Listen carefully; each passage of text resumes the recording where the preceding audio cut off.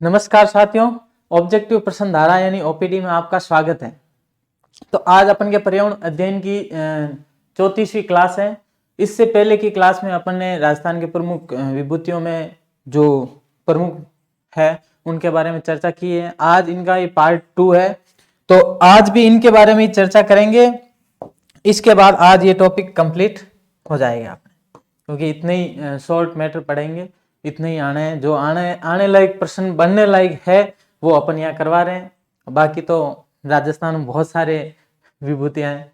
ठीक है, चल तो कल की क्लास में काफी तो हो गए थे, और आज देखो, आज शुरू करते हैं अपने जयनारायण व्यास। कौन? जयनारायण व्यास कौन है? इनका जन्म 18 फरवरी 1899 में हुआ। कहां था? जोधपुर में। कहां हुआ था? जोधपुर में इनका जन्म हुआ था। कब हुआ था? 18 फरवरी 1899 ईस्वी में। ठीक है, इनका उपनाम देखो, उपनाम क्या है? उपनाम है शेरे राजस्थान। क्या कहते हैं इनको? शेरे राजस्थान, राजस्थान के लोकनायक, राजस्थान के लोकनायक। ठीक है, लक्कड़ और फक्कड़ और धुन के धनी, ये है इनके उपनाम। ध्यान रखना, शेरे राजस्थान और राजस्थान के लोकनायक, ये बहुत इंपॉर्टेंट चीज है। ये कई बार सवाल आए भी। ठीक है, आने लायक प्रश्न। आगे देखो, जयनारायण व्यास ने जोधपुर में 1931 ईस्वी में मारवाड़ यूथ लीग की स्थापना की थी। किन्होंने? जयनारायण व्यास ने 1931 ईस्वी में। कहां पर? जोधपुर के अंदर, जोधपुर के अंतर्गत मारवाड़ यूथ लीग की स्थापना की थी। क्योंकि मारवाड़ यूथ लीग की स्थापना जयनारायण व्यास ने जोधपुर में की थी। ठीक है, ये राजस्थान के एकमात्र मनोनीत व निर्वाचित मुख्यमंत्री है। बहुत इंपॉर्टेंट, एकमात्र ऐसे मुख्यमंत्री हैं जो मनोनीत भी रह चुके हैं और निर्वाचित भी रह चुके हैं। तो देखो, मनोनीत में कौन थे? निर्वाचित, प्रथम निर्वाचित मुख्यमंत्री कौन? टीकाराम पालीवाल बने थे। कौन बने थे? प्रथम निर्वाचित मुख्यमंत्री।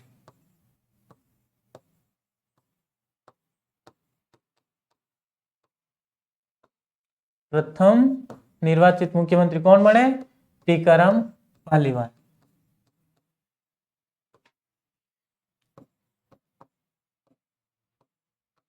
और प्रथम मनोनीत मुख्यमंत्री आपको पता ही है, हीरालाल जी शास्त्री। ठीक है, और ये जो जयनारायण व्यास है, ये प्रथम ऐसे मुख्यमंत्री है जो मनोनीत भी है, निर्वाचित। एक बार मनोनीत रह चुके हैं और एक बार निर्वाचित। ठीक है, फिर देखो, 1927 ईस्वी में जयनारायण व्यास ने तरुण राजस्थान पत्र के प्रधान संपादक बने। किसके? 1927 में तरुण राजस्थान जो समाचार पत्र था उनके प्रधान संपादक बने थे। कौन? जयनारायण व्यास थी। और 1936 में, कब की बात है? 1936 ईस्वी में उन्होंने बंबई, जिसे मुंबई कहते हैं, बंबई से अखंड भारत नामक दैनिक समाचार पत्र निकालना प्रारंभ किया था। कब किया था? 1936 ईस्वी में अखंड भारत। कौन सा? अखंड भारत नामक एक दैनिक समाचार पत्र है जो मुंबई से निकलता था। ठीक है, इन्होंने मारवाड़ हितकारिणी सभा की स्थापना की। किसकी? मारवाड़ हितकारिणी सभा की स्थापना जयनारायण व्यास जी ने की। और इनके ही नाम पर जोधपुर में विश्वविद्यालय, क्या है? जोधपुर में विश्वविद्यालय बना हुआ। कौन सा? JNVU, है ना, सब जानते हो। जयनारायण व्यास विश्वविद्यालय इन्हीं के नाम पर है। कहां पर है? इनका कार्य क्षेत्र जोधपुर में ही रहा था। मारवाड़ प्रजामंडल से भी जुड़े हुए थे। ठीक, बढ़े आगे। लो स्क्रीनशॉट एक बार। आगे पोपाबाई की पोल, बहुत इंपॉर्टेंट चीज है भाई। पोपाबाई की पोल व मारवाड़ की अवस्था नामक पुस्तिकाओं का प्रकाशन भी इन्होंने किया था। ये था अपने जयनारायण व्यास जी के बारे में। किनके बारे में? जयनारायण व्यास जी के बारे में। अब 2 नंबर पे है बाल मुकुंद बिस्सा। कौन है? बाल मुकुंद बिस्सा। इनका जन्म कहां हुआ? कब हुआ? 24 दिसंबर 1908 ईस्वी में पीलवा गांव। कहां पर? पीलवा गांव, जो कि डीडवाना कुचामन में। किस जिले में है? डीडवाना कुचामन जिले में है। तो बाल मुकुंद बिस्सा का जन्म डीडवाना कुचामन में हुआ था। ठीक है, इन्होंने नागौर में चरखा संघ व खद्दर भंडार की स्थापना की थी। किन्होंने? बाल मुकुंद बिस्सा जी ने नागौर में चरखा संघ की स्थापना की और खद्दर भंडार की स्थापना की थी। 1942 में जयनारायण व्यास के नेतृत्व में हुए जन आंदोलन के दौरान इन्हें बंदी बनाकर जेल में डाल दिया गया। किनको? बाल मुकुंद बिस्सा को 1942 में जयनारायण के साथ जो जन आंदोलन के साथ जुड़े थे, उस दौरान इनको बंदी बना दिया और जेल में डाल दिया था, जहां खराब खाने के कारण इन्होंने भूख हड़ताल की थी। ठीक है, और उसी भूख हड़ताल के कारण 19 जून 1942 ईस्वी को इनकी मृत्यु हो गई थी। इनकी आपने बाल मुकुंद बिस्सा जी की मृत्यु 19 जून 1942 को हो गई थी। ठीक है, इन्होंने खाना नहीं खाया था भूख हड़ताल के कारण, जेल में भी इन्होंने भूख हड़ताल कर दी थी। ठीक है, हाँ, अब तो भूख हड़ताल करते हैं ना तो जूस पिलाते हैं, जूस के माने भी भूख हड़ताल करते हैं। देखो, इन्हें राजस्थान के जतिन दास कहा जाता, बहुत इंपॉर्टेंट, राजस्थान का जतिन दास किन्हें कहा जाता है? बाल मुकुंद बिस्सा जी को। जतिन दास ने भी ऐसी भूख हड़ताल की थी। सागरमल गोपा जन्म कहां हुआ? 3 नवंबर 1900 में जैसलमेर में हुआ। कब? 3 नवंबर 1900 ईस्वी में जैसलमेर में सागरमल गोपा का जन्म हुआ था। ठीक है, सागरमल गोपा का जन्म जैसलमेर। पुस्तकें इनकी पुस्तकें इंपॉर्टेंट है, क्योंकि पुस्तकें आती है, पूछते हैं इनके बारे में। किनके? सागरमल गोपा की पुस्तकों के बारे में बार बार पूछा जाता है। तो इनकी पुस्तकें हैं आजादी के दीवाने, रघुनाथ सिंह जी का मुकदमा और जैसलमेर में गुंडाराज। क्या है? जैसलमेर में गुंडाराज। ये इनकी 3 पुस्तकें हैं, आजादी के दीवाने, रघुनाथ सिंह जी का मुकदमा और जैसलमेर में गुंडाराज। ये तीनों ही बहुत इंपॉर्टेंट पुस्तकें हैं। फिर देखो, जैसलमेर में राजशाही का विरोध के कारण सागरमल गोपा पर जेल में मिट्टी का तेल डालकर जिंदा जला दिया।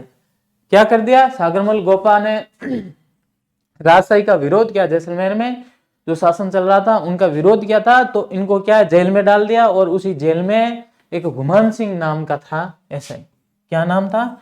गुमान सिंह। इन्होंने क्या कर दिया?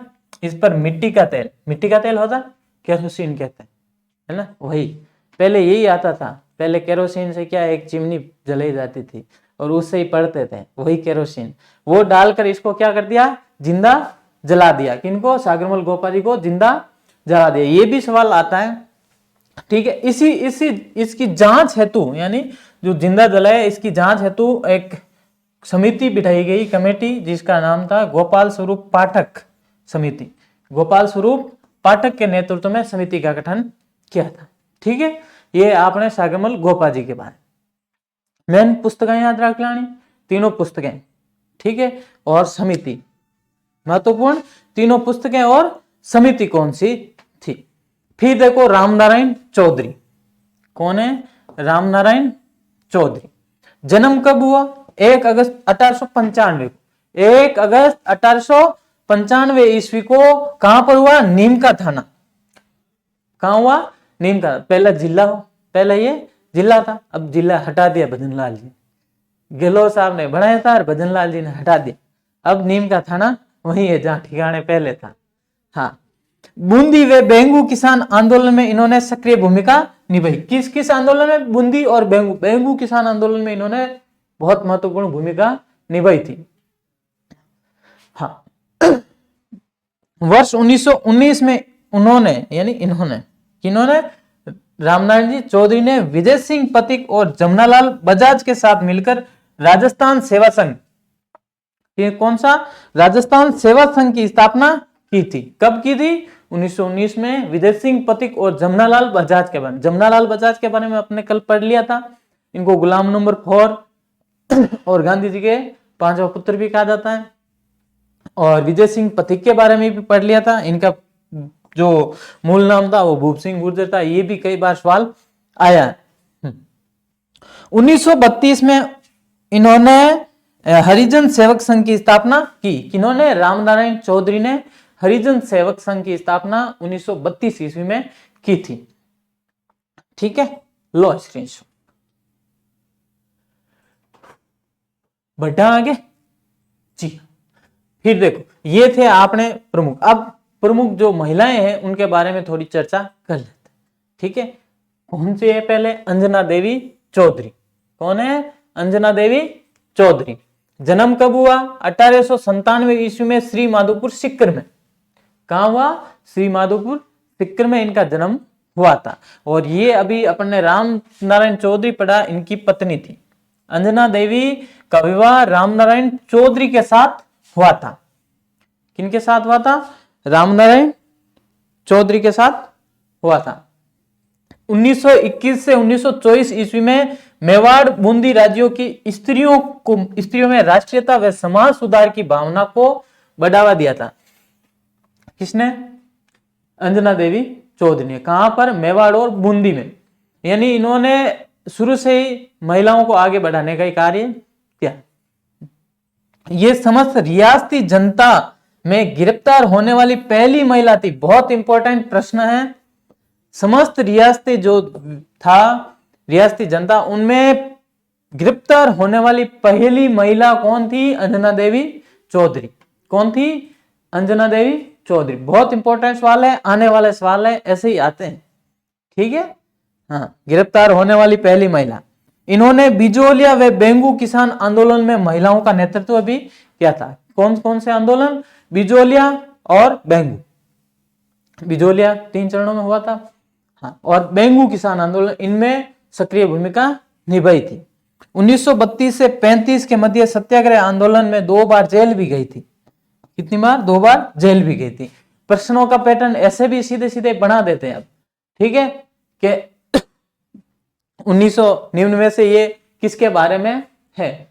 फिर देखो आ जाए, ये समस्त रियासती जनता में गिरफ्तार होने वाली पहली महिला थी। इन्होंने बिजोलिया व बेंगू किसान आंदोलन में महिलाओं का नेतृत्व भी किया। 1932 से 35 के मध्य सत्याग्रह आंदोलन में 2 बार जेल भी गई। ठीक है, इनके बारे में ये कथन किसके बारे में है? तो आपने ध्यान रखना, ये अंजना देवी चौधरी के बारे में है। ठीक है, तो ये किन की पत्नी थी? जो राम नारायण जी चौधरी है, जिन्होंने बेंगू व बूंदी किसान आंदोलन में सक्रिय भूमिका निभाई थी, उनकी पत्नी थी। ठीक है, हाँ, आगे देखो, जानकी देवी बजाज। जानकी देवी बजाज जन्म कब हुआ? 1893 ईस्वी, जावरा एमपी में। कहा? एमपी में इनका जन्म हुआ था। लो स्क्रीनशॉट। बढ़े आगे। हाँ जी, ये जमनालाल बजाज की पत्नी थी। कौन? ये जो जानकी देवी बजाज है, वो जमनालाल बजाज की पत्नी थी। कांग्रेस के नमक सत्याग्रह 1930 है, हाँ, नमक सत्याग्रह के दौरान 6 माह का कठोर कारावास भुगतना पड़ा। किनको? जो जानकी देवी बजाज है, इनको कांग्रेस के नमक सत्याग्रह के दौरान 6 माह की जेल भी हुई थी। जानकी देवी ने 1944 ईस्वी में जयपुर प्रजामंडल अधिवेशन की अध्यक्षता की थी। बहुत इंपॉर्टेंट प्रश्न, बहुत इंपॉर्टेंट है कि जानकी देवी बजाज ने जो जयपुर प्रजामंडल का 1944 का अधिवेशन था, उनकी अध्यक्षता की थी। ठीक है, हाँ, भारत सरकार ने 1956 में इन्हें पद्म विभूषण से सम्मानित किया था। किसे? जानकी देवी बजाज को भारत सरकार ने 1956 में पद्म विभूषण से सम्मानित किया। और पद्म विभूषण से सम्मानित होने वाली ये राजस्थान की प्रथम महिला थी। पद्म विभूषण से सम्मानित होने वाली राजस्थान की प्रथम महिला थी। पद्म पुरस्कार भी 3 होते हैं। पद्म पुरस्कार 3 होते हैं ना, पहला पद्म विभूषण, फिर पद्म भूषण और तीसरा पद्मश्री। तो सर्वश्रेष्ठ पद्म पुरस्कारों में पद्म विभूषण ही। तो पद्म विभूषण प्राप्त करने वाली राजस्थान की पहली महिला कौन सी थी? आपने जानकी देवी बजाज। ठीक है, इन्होंने 1933 में कलकत्ता में आयोजित अखिल भारतीय मारवाड़ी महिला सम्मेलन की अध्यक्षता की थी। किन्होंने? जानकी देवी बजाज ने 1933 में जो कलकत्ता में आयोजित हुआ, कौन सा? अखिल भारतीय मारवाड़ी महिला सम्मेलन। अखिल भारतीय मारवाड़ी महिला सम्मेलन की अध्यक्षता इन्होंने की थी। ठीक है, तो ये है आपने किसके बारे में, जानकी देवी बजाज के बारे में। ये पद्म विभूषण प्राप्त करने वाली राजस्थान की पहली महिला थी। जयपुर प्रजामंडल की जो 1944 का अधिवेशन हुआ उनकी अध्यक्षता इन्होंने की थी। ठीक है, अखिल भारतीय मारवाड़ी महिला सम्मेलन जो कि 1933 में कलकत्ता में आयोजित हुआ, उनकी भी इन्होंने अध्यक्षता की थी। ठीक है, हाँ बढ़े आगे। फिर है रत्ना शास्त्री, कहीं कहीं रतन शास्त्री भी आता है, जो कि हीरालाल शास्त्री की पत्नी थी। किनकी? हीरालाल शास्त्री जी की पत्नी। जन्म 15 अक्टूबर 1912 ईस्वी में खाचरोद एमपी में हुआ था। कहां हुआ? एमपी में। राजस्थान वाला एमपी में जान बनी गया। इन्होंने 1939 ईस्वी में जयपुर राज्य प्रजामंडल के सत्याग्रह आंदोलन में भाग लिया था। किन्होंने? रत्न शास्त्री ने 1939 ईस्वी में जयपुर राज्य प्रजामंडल के जो सत्याग्रह आंदोलन हुआ उसमें इन्होंने भाग लिया था। ठीक है, लो स्क्रीनशॉट। हाँ, 1942 में के भारत छोड़ो आंदोलन में भी सक्रिय भूमिका निभाई थी। भारत छोड़ो आंदोलन हुआ 1942 में, इसमें भी इन्होंने भाग लिया था और सक्रिय भूमिका निभाई थी। इन्होंने अपने पति हीरालाल शास्त्री के साथ मिलकर वनस्थली यानी वनस्थली कहां पर है? निवाई टोंक में जीवन कुटीर नामक संस्था खोली।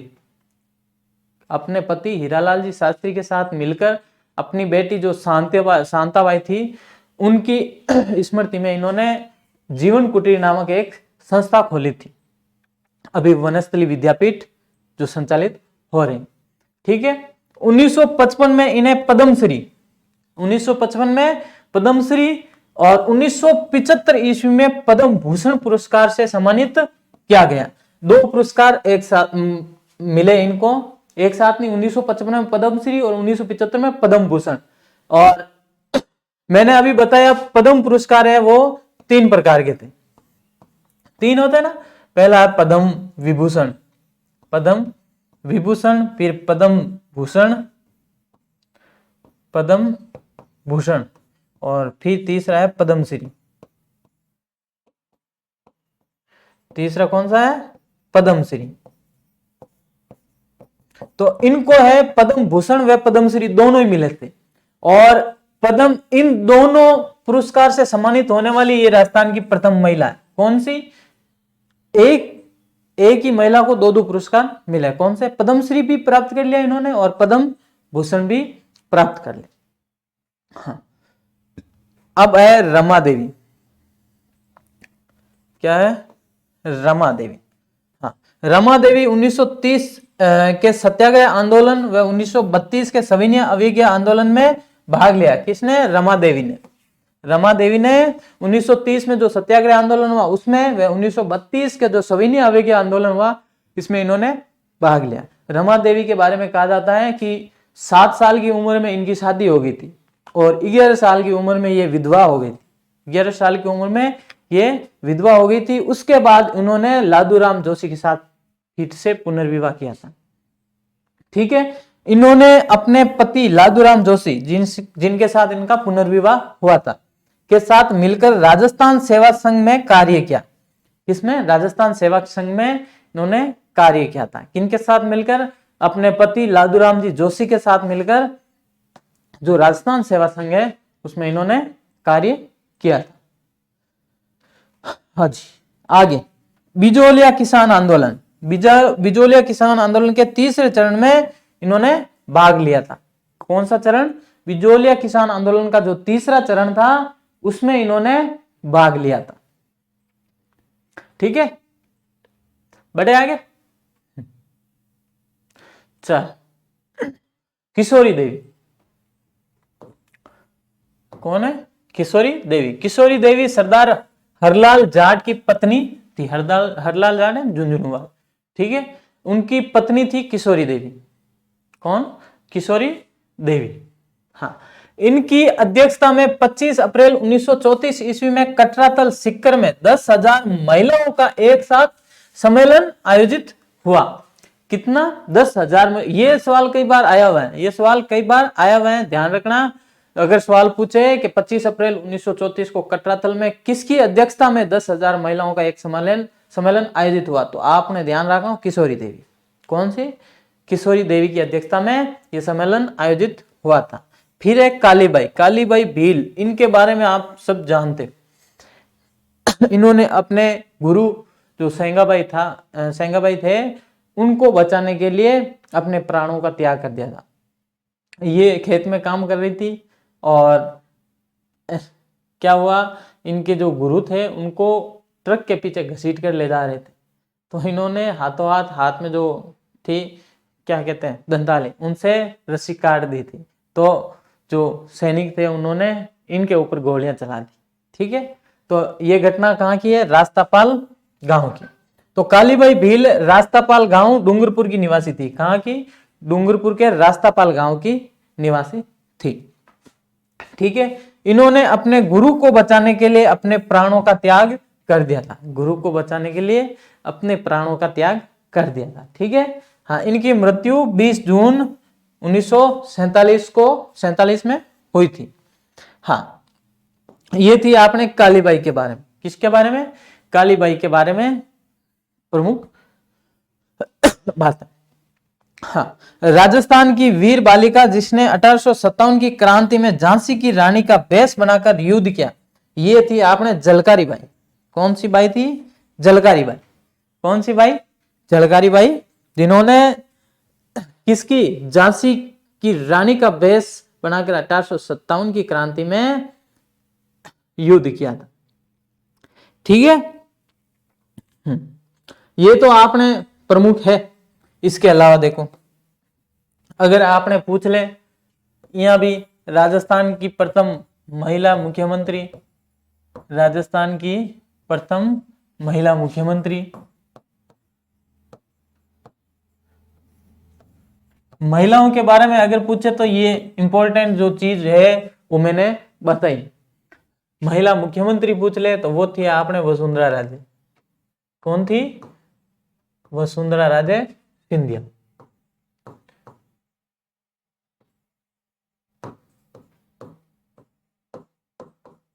ठीक है, और राज्यपाल पूछ लिया जाए, अगर पूछ ले कि राज्यपाल कौन थी, महिला राज्यपाल, वो थी प्रतिभा पाटिल। कौन थी, प्रतिभा पाटिल, जो कि बाद में राष्ट्रपति भी बनेगी। पाटिल कहाँ आया,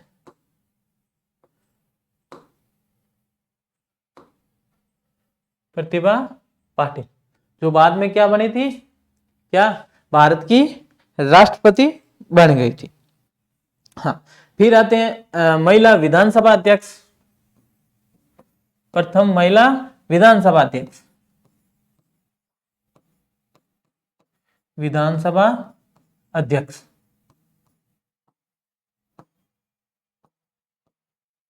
तो ये थी आपने सुमित्रा सिंह। कौन थी, सुमित्रा सिंह। तो ध्यान रखना, यहां से तो सवाल कम ही आते हैं, लेकिन वहां जो अपन ने पढ़ा था किनके बारे में, अंजना देवी चौधरी, किशोरी देवी, इनके बारे में आप विशेष ध्यान रखना। ठीक है, ओके। और मुख्य सचिव कौन थी, प्रथम मुख्य सचिव महिला, सब महिला ही, कुशल सिंह।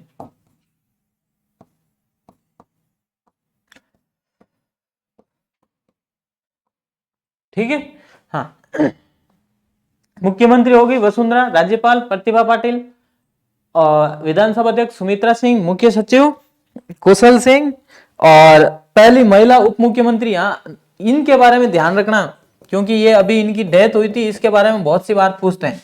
ये तो मंत्री, प्रथम महिला मंत्री या उप मुख्यमंत्री, उप मुख्यमंत्री, उप मुख्यमंत्री कौन बनी थी, कमला बेनीवाल, कमला बेनीवाल।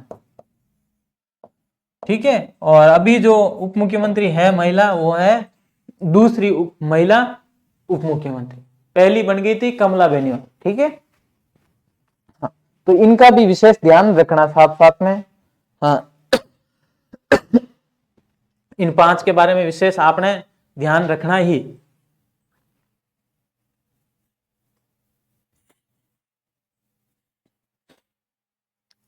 ठीक है। हाँ चलो, अच्छा क्लास भी होगी पूरी, ठीक है। हाँ तो आज की क्लास में बस इतना ही, मिलते हैं अगली क्लास में एक नए वीडियो के साथ, तब तक के लिए राम।